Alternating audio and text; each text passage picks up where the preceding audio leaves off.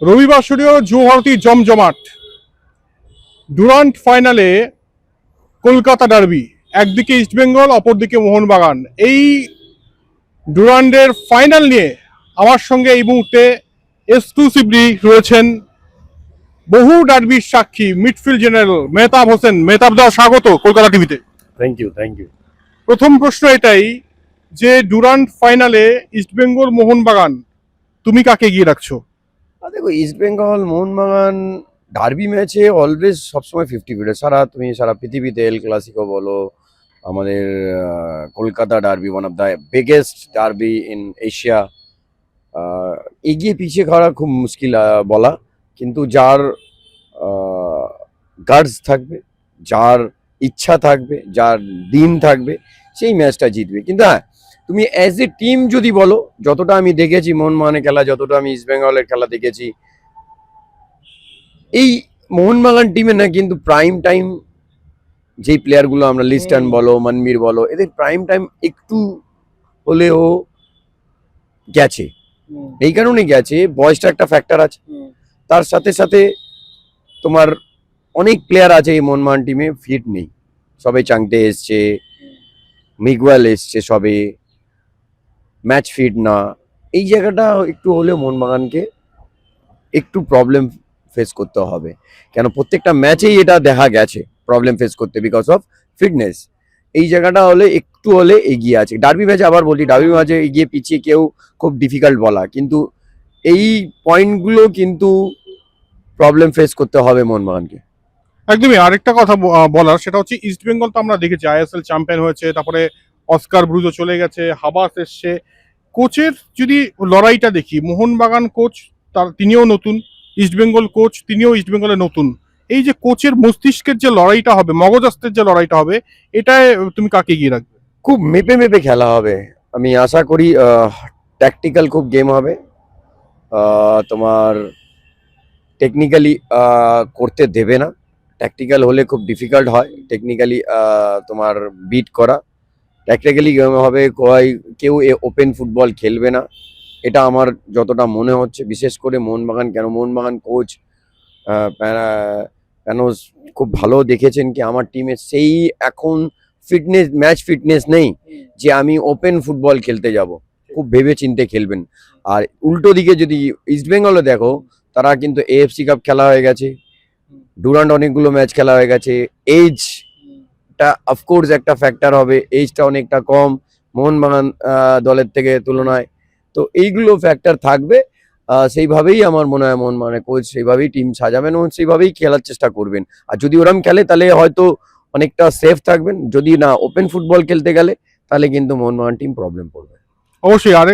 আরেকটা বিষয় বলা, সেটা হচ্ছে দুই দলেরই গোলরক্ষক, মানে দুজনেই দুর্ধর্ষ। বিশাল কায়তো দুর্ধর্ষ এবং একই সঙ্গে গিলও দুর্ধর্ষ।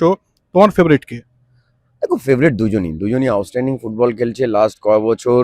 দুজনই টিম ডিফেন্স লাইনকে লাস্ট ডিফেন্স বলি আমরা, গোলকিপার লাস্ট ডিফেন্স কে খুব ভরসা যোগাচ্ছে। দুটো টিমই অনবদ্য ফুটবল খেলছে, অনবদ্য সেফ কিছু দেখেছি আমি তাদের দুজনই আমার ফেভারিট।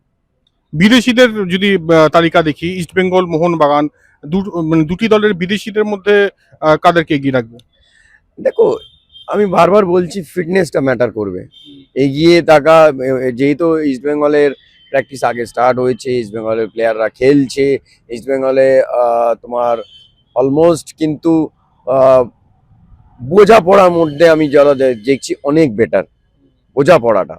আর ইস্টবেঙ্গলের বিদেশিরা যথেষ্ট আমি দেখছি টিমের সাথে খুব জেল করে নিয়েছে, তোমার ক্লাবের আবেগটা বুঝেছে। তাই জন্য আফটার ম্যাচ তুমি যদি দেখো তাদেরও আবেগ ফুটে উঠছে, যেভাবে দর্শকদের কাছে তারা আগে চেয়ার করছে, যেভাবে বল বাইরে মারছে।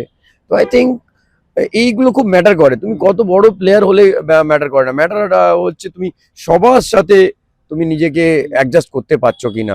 সবারকে তুমি শুধু প্লেয়ারদের না, ক্লাব, অফিসিয়াল, সাপোর্টার কত কানেক্ট করতে পারছো, এই ক্লাবের ইতিহাসটা কত তুমি কানেক্ট করতে পারছো। তাহলে তুমি কিন্তু ছোট ক্লাবে এইগুলো হয় না, তোমাকে কানেক্ট করতে হয় বড় টিমে। কিভাবে তুমি এই লেগেসিটাকে তুমি কানেক্ট করতে হয়। তাহলে তাই জন্যই আমি ইস্টবেঙ্গলে ফরেনাররা খুব তাড়াতাড়ি এই জিনিসটাকে খুব তাড়াতাড়ি অ্যাডাপ্ট করেছে। বিষ্ণুর চোট, আমরা এখনো জানি না তিনি খেলবেন কিনা, এটা একটা মানে ধাক্কা ইস্ট বেঙ্গলের। Factor. Bishnu always factor. Bishnu যে কোনো ম্যাচের রং ঘুরিয়ে দিতে পারে। ইন্ডিয়ান প্লেয়ারে আমি সত্য গর্বিত, একটা ইন্ডিয়ান প্লেয়ার এরমভাবে ফুটবল খেলছে। লাস্ট 9টা ম্যাচে 7টা ম্যাচে 7টা গোল করেছে, আউটস্ট্যান্ডিং রেকর্ড। আমার মনে হয় এই ছেলেটা আরো 1-2 বছর খেললে অনেকজনের রেকর্ড ভেঙে দেবে, আবার অনেকজনের ঘুম কেড়ে নেবে। অ্যান্ড এই ডিজার্ভ, আমার মনে হয় player of the year power deserve করে, বা তারপরে এমার্জিং প্লেয়ার পাওয়ার ডিজার্ভ করে। ইজ আউটস্ট্যান্ডিং প্লেয়ার, মানে যত বলবো তার সম্বন্ধে তত কম। আর যে কোনো সময় তুমি তুমি দেখো একটা প্লেয়ারের উইংয়ে খেলে, তোমার বোথ সাইড যেতে পারে একটা প্লেয়ার, বল রাখার ক্ষমতা আছে। এখন ইন্ডিয়ান প্লেয়ার কার আছে তুমি বলো তো? তো আমি বলবো একটু আলাদা করে নিজেকে অন্য থেকে। আরেকজন ফুটবলারকে নিয়ে ইতিমধ্যে আলোচনা শুরু হয়েছে, জয় গুপ্ত, তাকে নিয়ে কি বলবেন? গুপ্ত ভালো লেফট ব্যাকে, যেরকম ধরো গোয়াতে সেরম ভাবে ফার্স্ট ইয়ার খেলার পরে তারপরে চান্স পাচ্ছিল না, ইস্ট বেঙ্গলে আসার পরে নিউ লাইফ ফিরে পেয়েছে। গোয়ার প্লেয়াররা খুব একটা সার্ভাইভ করে না অ্যালভিটো ছাড়া, বাকি সব প্লেয়ার তোমার যারা যারা এসছে 1 বছর খেলেছে চলে গেছে। মহেশ গালির মতন প্লেয়ার, ক্লাইম্যাক্স এর মতন প্লেয়ার, অত লেজেন্ড প্লেয়াররা এসে চলে গেছে, কিন্তু এখানে ও নতুন লাইফ পেয়েছে। গোয়াতে খেলছিল না হয়তো একটা চান্স পেয়ে, কিন্তু এখানে এসে আমি বলবো যে, সারা জীবন আমার মনে হয় এই ইস্ট বেঙ্গলটাকে মনে রাখা উচিত, জয় গুপ্তাকে। ইস্ট বেঙ্গল অনেক প্লেয়ার রয়েছে রশি, তো তোমাকে যদি বলা হয় যে একজন প্লেয়ার তুরুপের তাস কে হতে পারেন, কাকে বাঁচবে? যে কোনো প্লেয়ার হতে পারে, এডমন্ড হতে পারে, বিষ্ণু খেললে বিষ্ণু হতে পারে, তোমার রাশিদ হতে পারে। আমি ফরেন প্লেয়ার, দেখো আমি সবসময় ফোকাস করি ইন্ডিয়ান প্লেয়ারদের উপরে, কি ইন্ডিয়ান প্লেয়াররা যদি আমাদেরকে ম্যাচ জেতায় তাহলে আমরা আমরা খুব গর্বিত হই। মোহনবাগানের তরফ থেকে ট্রাম্প কার্ড। দেখো মিগুয়েল যদি ফিট থাকে, ডেফিনেটলি মিগুয়েল। সাহাল আছে, সাহাল কিন্তু আউটস্ট্যান্ডিং ফুটবল খেলছে এই ডুরান্ডে, সাহাল হতে পারে। অনেক ধন্যবাদ, এবং আশা করব যে কালকে দুর্ধর্ষ ডার্বি হবে। এবং তার আগে আমরা কথা বলছিলাম মিডফিল্ড জেনারেল মেহতাব হোসেনের সঙ্গে। অনেক অনেক ধন্যবাদ আরও একবার মেহতাব দাকে। এই পর্যন্তই, দেখা যাক যুব ভারতী রং লাল হলুদ না সবুজ মেরুন হয় আগামীকাল। জয় জ্যোতি, কলকাতা টিভি।